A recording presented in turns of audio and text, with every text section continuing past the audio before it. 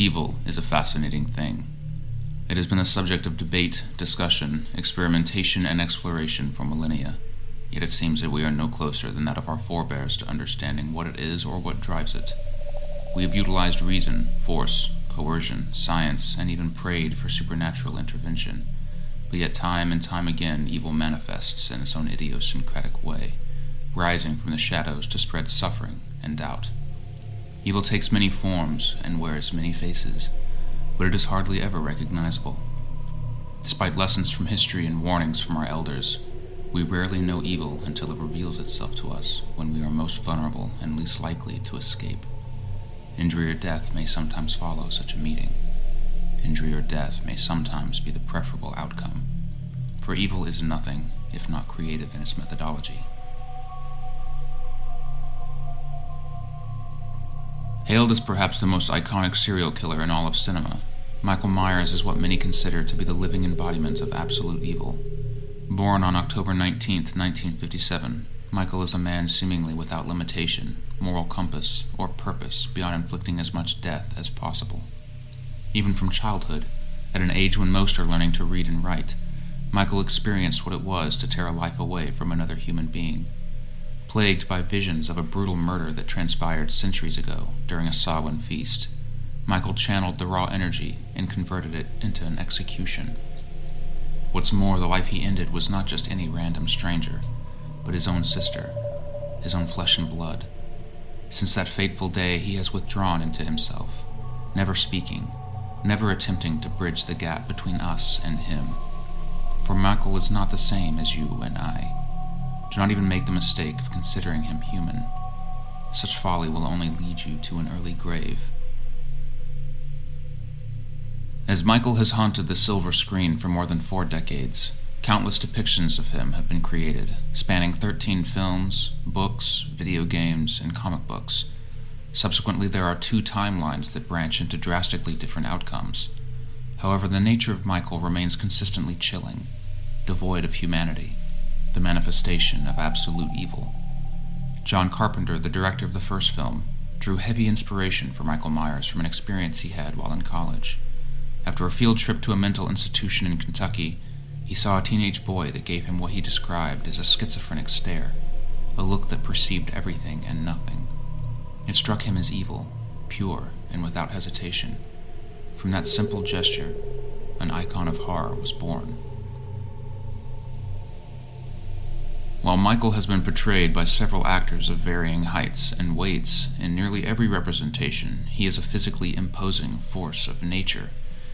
Even from the first film, where his own capabilities are arguably nearest to an average human's potential, he boasts a terrifying strength that allows him to easily overpower his victims. He does not run, nor does he need to. Half of Michael's power is in the presence he instills from a single glance, robbing those whom he stalks of any trace of calm evaluation. The other half is in his silence, both in words and in movement. His refusal to speak is one of his most disquieting traits, yet it is also a sign of his cunning. Most do not even know he is there until several inches of serrated steel is embedded in their throat. Perhaps the most famous feature of Michael, however, is the emotionless mask that he wears in nearly every depiction of him. The mask, itself a mold of Captain James T. Kirk that has been painted white, echoes Michael's own detachment from anything resembling a living, breathing human. It is a caricature, as is Michael, that displays neither rage nor joy. Even as desperate, bleeding fingers rake its cheek, even as screams shatter the stillness of the air, the mask does not react. It does not remember. It does not feel. As stated before, perhaps the best expression to describe Michael, an expression used by John Carpenter himself, is that of an unstoppable force of nature. Throughout the films, as Michael descends further into darkness, his body count ticking ever higher, he appears to inherit what can only be described as supernatural power. His strength is unparalleled, subduing men larger in stature, ripping gravestones from the earth, even tearing human bodies apart with his hands alone. His inhuman strength also grants him superlative durability, making him all but impossible to kill. The opposing timelines explore different reasons as to why he is so resilient. such as the Cult of Thorn, bestowing a Samhain curse that forces its victim to slaughter their family on All Hallows' Eve in exchange for the continued survival of the tribe. In this instance, Michael cannot be killed, as evil never truly dies. However, in the other timelines, there are no concrete explanations for his power. He appears compelled by sheer bloodlust alone, although his psychologist Dr. Samuel Loomis suggests that the first time he died, hell would not accept such evil into its domain, and subsequently, he was spat out to forever dwell with us. Michael Myers has terrified generations of both children and adults alike. What makes him so terrifying, so much more so than a purely supernatural or fictional monster, is his plausibility, his proximity to what we can experience at any given moment. His simple disguise and preference for murder on All Hallows' Eve grant him the perfect opportunity. He blends in with us, watching us, learning our patterns as we wander about obliviously. He is the monster that hides within us all, the untapped potential that can be unleashed during a perfect storm. When that beast awakens, there is nothing left that can be done to contain it.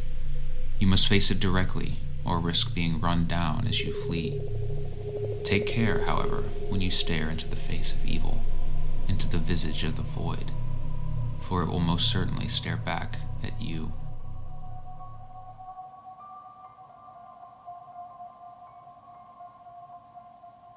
Thank you for watching this video. If you enjoyed this content, please leave a like, share, and subscribe. If you'd like to support my channel and buy me a coffee or a beer, check out the link below.